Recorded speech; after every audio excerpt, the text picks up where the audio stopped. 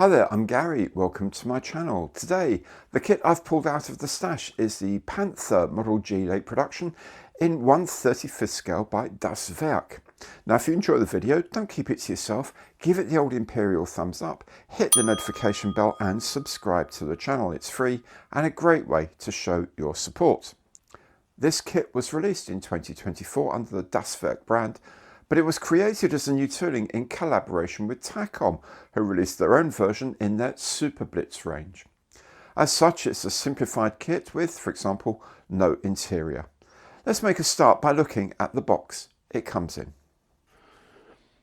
So here we have the box of the Panther Ausf.G late from Das Werk in 1/35th scale. Product code is DW35041, and as you can see here, there's the tag for the Super Blitz range by Decals as well. Box artwork is very nice. So it's not like the full diorama that you see on a lot of kits, but then it does what it should really. I guess it shows you what you can make the kit to look, what the tank should look like. And whether you make the kit quite like that is another matter, of course. And it puts it into some sort of vague context, but there we go. There's in fact, it's a Sonikov Ausf 171 specifically.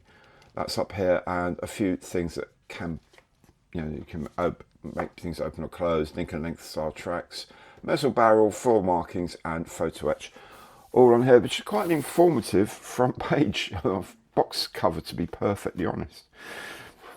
On this long side here, there's a couple of schemes showing the two sort of classes of scheme. There's some sort of minor differences with the other two schemes. So basically the one with the sand dividing lines here for Lower Silesia in March 45, and then the more sort of wavy scheme used in Berlin in April 45.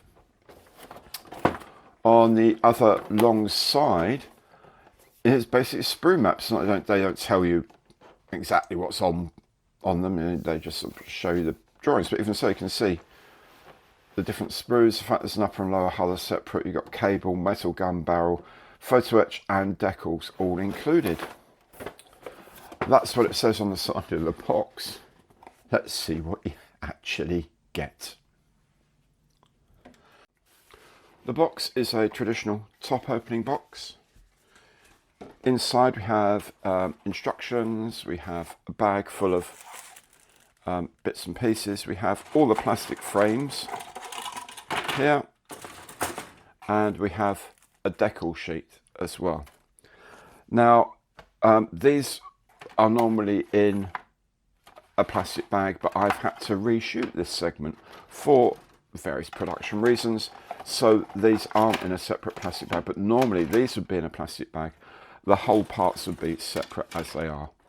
So don't worry that your Das Werk kit is going to arrive and it's going to be in any way damaged. It shouldn't be. Anyway, let's have a look at all these different bits in a bit more detail.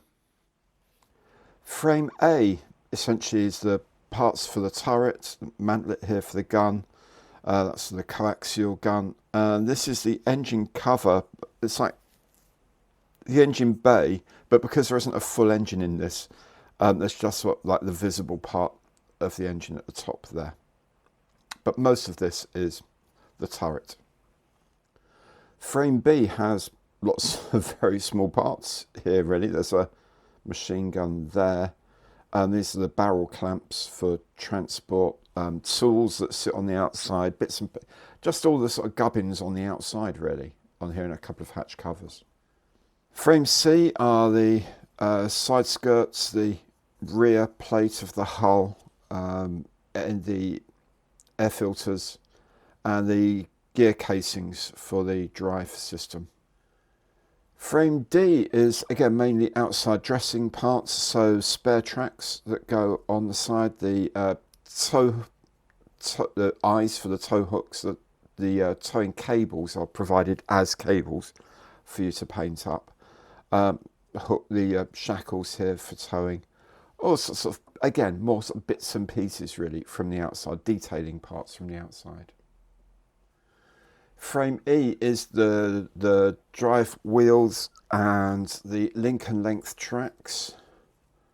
I guess this is probably my favourite form of track, really, in that you have nice sort of solid runs that look good because they're glued well together, but then you get bits that actually go round corners nicely individually. And these are moulded slightly, so they look like they go around corners. But we'll have a look at that, the detail of this a little bit later. But yeah, link and length tracks, all on frame E.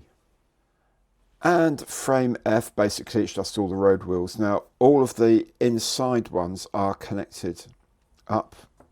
You can just put them on as they are, and then the outside ones are individuals. You can paint them individually and things like that, and they will look fine because of the crossover of the wheels. But there you go, frame F is all of the road wheels. And separately, you have the top and bottom halves of the hull. So you pretty much straight away get a feel for how big the kit is going to be. Then there's a bag with just a few extra bits in. There's the metal gun barrel.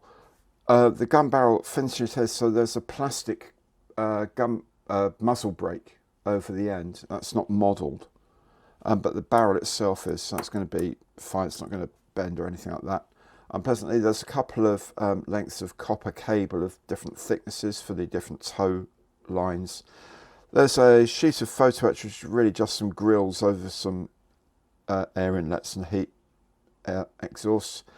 And then there's a Decals sheet just with a few vehicle numbers and, of course, the German crosses. If we have a look at the moulding as well on the tank, yeah, it's good. It's good. Again, this is our 1/2 mm pencil head to give you some scale. The rivets look fine. Yeah, the details there, not masses of detail, but it's very crisp.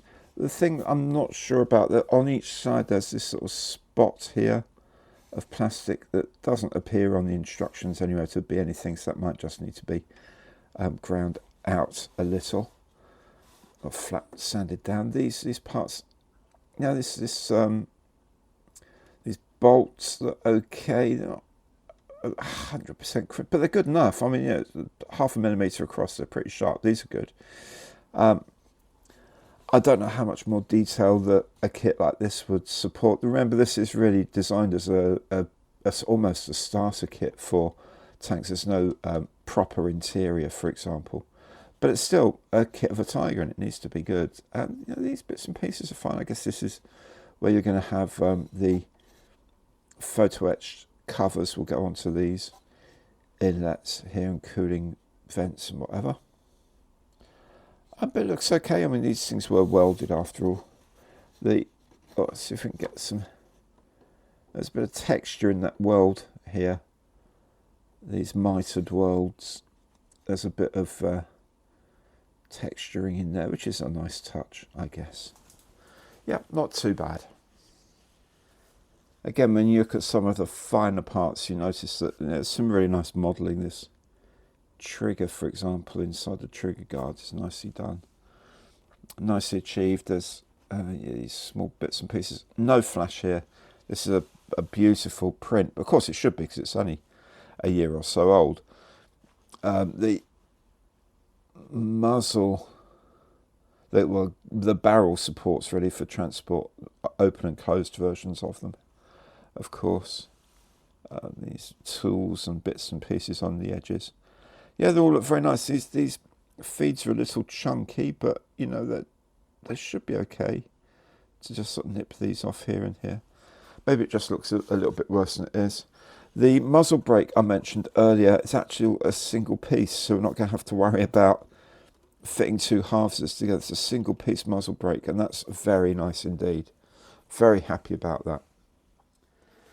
And the track pieces look nice as well. They look very good. Very good. These ones are slightly dished up like that because these are the bits that are going around wheels, the drive wheel or the tensioner wheel or whatever. Yeah, And then you've got the sort of the length parts as well as the individual. It's only, I think, 4 actual individual links. The rest are all sort of composites of or longer ones, which is fantastic. The wheels themselves look okay. It's a bit more sort of rivety rather than bolts, but yeah, I don't know. Yeah, they're reasonably convincing, I think. I think what I like about it is the sharpness of the mould and the cleanness of the mould. These moulds are very, very sharp. Overall, they look sharp. So some of the detail, even if it's not the crispest of detail, it still all looks very sharp. It's very nice, newish plastic. This should make up into quite a nice kit. The decal sheet itself looks really nice and crisp. Very, very few decals, basically just sort of 3 or 4 vehicles worth, but enough for what we did. The Germans weren't overly fond of putting too much information on the outside of their armour. Apart from anything else, they just wanted to camouflage the darn thing so they didn't get blown up. Anyway, they do look nice, just simple black, white, crisp, but we'll make absolutely sure what sort of the print is like by having a closer look still. And there we go, you can see the print is really nice. This is our standard 0.5mm pencil lead here. You can see the print of the numbering is very sharp indeed, and that means that the print on the actual stencil numbers is very, very sharp as well. It may sound a bit silly worrying too much about whether these are sharp. If these are sharp, then these will be absolutely crisp, sharp, rounded. Sort of the corners will be crisp. These white lines will be crisp, and that will show up as detail on the final kit. So it's really important, even on something as simple as this, that the 2 layers of paint they've used, the black and the white, are reproduced in registration and absolutely crisply, and they are. The instruction booklet is unusual in its landscape format, but it kind of fits the fact that it's kind of the shape of a tank. A reprise of the cover of the box art, and inside some basic instructions first, and then the part map here, and then the instructions. It's all done quite nicely, sort of quite clearly painted, drawn in, so you kind of know what things are when they go on properly. Instructions of how to assemble the link and length tracks here, which is jolly good. Then all the extraneous parts, all the bits on the outside. Notice you put here that you put that engine part, you put that into the tank, the top of the hull, and then you've got like a view into the bay. If you want, you can put hatch covers on if you're not worried about that. Bits of photo etch as well. It all looks very straightforward. There's, the details done step by step, which is really nice. What's these bits and pieces? Yeah, it looks like one of the cables is sort of wound up to go on there. It says 135mm in length. And then there's the other cable part here. I'm just not entirely sure yet how we're going to join the plastic end shackles onto the cable itself, and not have the cable fraying at the end. So may have to look at maybe soldering up the end of the cable and then making it absolutely flat, and then using either drilling into that or super gluing it or something. I'll find out later what we're going to do about that. Otherwise, it all looks pretty much straight. It does look very straightforward. I'll say that. The images are clean, crisp, nicely drawn. And then we have some schemes. In fact, we have 4 different schemes altogether for different tanks that are subtly varying. The first 2 here are pretty much the same, just sort of a subtle variation of the actual patterns. And likewise here, the version with the sand coloured bars and the straighter lines, straighter sort of geometric breakup things. there's two versions of that, and it's just a subtlety of exactly where the lines are going. But yeah, all looks very nice. That straight away says, oh, that's tack on. But yeah, a nice instruction booklet, and it looks like it'll help put the whole thing together. There it is, a pretty good starting point if you're testing the water of 1/35th scale armour from World War II. Not overly complicated, nicely moulded, and has some interesting schemes to play with. I'm hoping it will go together as easily as it looks. Now, if you've enjoyed this video, please remember, give it the imperial thumbs up, hit the notification bell, and subscribe to the channel. Thanks very much for watching. Hope to see you on another video when I pull a kit at random from the stash. Goodbye for now.